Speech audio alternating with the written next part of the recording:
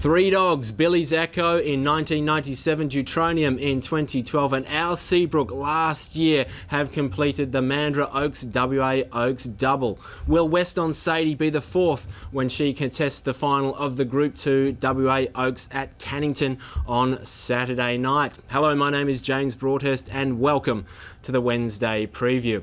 We'll get to the big race in just a moment, but first, news coming out earlier in the week. All Monday meetings at Northam have been transferred to Cannington, while the lure system at the Avon Valley Circuit is upgraded. The old Bramich lure system is being replaced by the Safe Chase lure, which is battery powered and cable free. Well, she's only had the 3 starts, but Refined has already turned heads with some eye-catching performances, including her effort to clock the fastest qualifying time from last weekend's WA Oaks heats. Let's take you back to that race.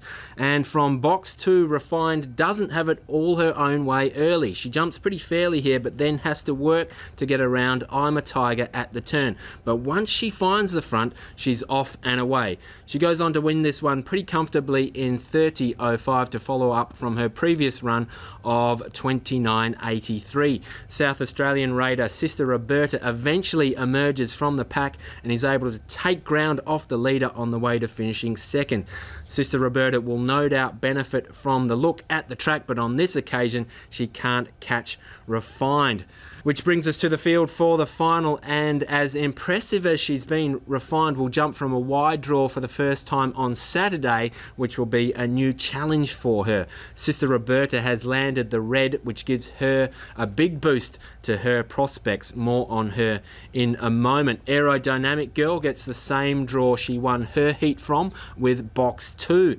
Her trainer, Eric Campana, unfortunately came down with COVID in the lead up to those heats, but there were no problems for this greyhound last weekend. She's won 3 of her past 4. Aerodynamic Girl clocked a PB of 30.09 last week, and a similar run in the final will be competitive. Smooth Move looks like an interesting runner here. She scored a narrow victory over Safari Train in their heat clash. That was her first win since the beginning of March, but with 20 starts under her belt, she does have an edge in experience over her rivals in this one. And what about Weston Sadie here in the pink? Well, it's fair to say that this greyhound has been a work in progress for trainer Damien Credelli. Have a look at this. As you can see, Weston Sadie has had a very slow start to her career, but of late she's shown signs of marked improvement, highlighted of course by that victory in the Mandurah Oaks. She's now won back-to-back for the first time, and the key for her to complete the hat-trick in the big dance is if she can be close enough in the early stages to use her mid to late race speed to full effect.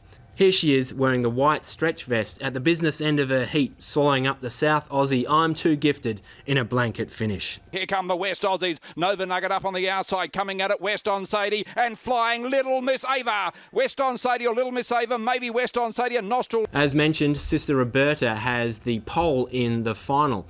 I spoke with the dog's trainer Ben Rawlings about her running second in her heat and what we can expect from the dog in the final. Yeah, I thought she went really well. She'd only flown in the Monday before, had a box-to-box on Tuesday night. And then, into the heats off the 6. She wants to track off a bit, so I thought it'd be okay. And, she missed a few steps, but was really happy how she found the line and just come up with a good draw this week. Came over obviously in pretty decent form and finished off that race in good order as well. Is that her racing style to kind of come from behind? I think she wants to be on pace. She's not slow early. She's begun, and been up near the front in most of her wins here. She does have a lot of strength to her though, which is a bonus. She's got a 5.18 PB at Angle Park, which is flying to the post. She's sort of a mid 520s normally, so she's that dog that begins pretty good, and then if she gets it right, can really step and lead races. So. Yeah, she's got a bit of everything. She's only had a handful of starts as well, so and obviously just turned 2, being in this sort of race. So, yeah, I got a lot of time for her. And box 1 in the final, you happy with that draw? I think so, yeah. I mean, like I said, she wants to step off a little bit, but she can really begin. So she begins, she'll sort of make her own space to step off, and as we said, she's quite strong as well. So she was able to lead, I think that be hard fought catching her. And if she's able to posse up in the top couple again, I think, she's got that strength to try and finish off. The only downside to her is if, she did half miss the step, that with her wanting to shift off, there could be pressure. There's a bit of pace in the race. So as most races go, the start's going to be crucial.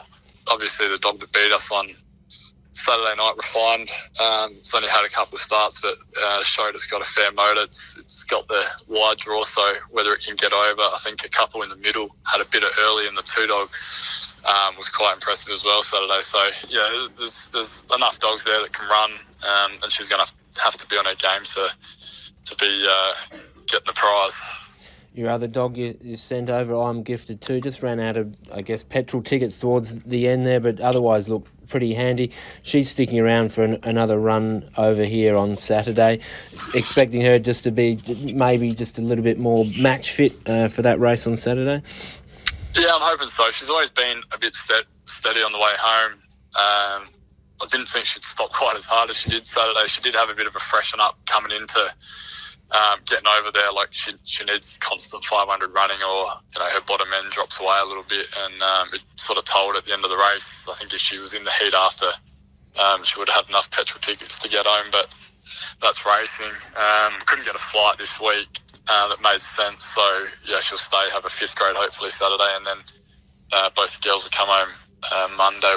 On Friday night at Mandurah, Panama Pepper has the opportunity to get back into the winner's circle when he goes around in the 490 metre free-to-all. This dog has been flying. He had won 7 straight and 10 of his past 11 up until last week when he got defeated in the Holiday Coast Series final. This week he's back over the 490, which I think is his optimum distance against a small field, so he should regain his mojo here. Tonight at Cannington, we have an 11-race program kicking off just after 7 p.m. My best bet comes in race 7. I like the dog jumping out of box 1, Refund Tux. Looks like this one could be a race in 2 between Garnet's Gem and Refund Tux.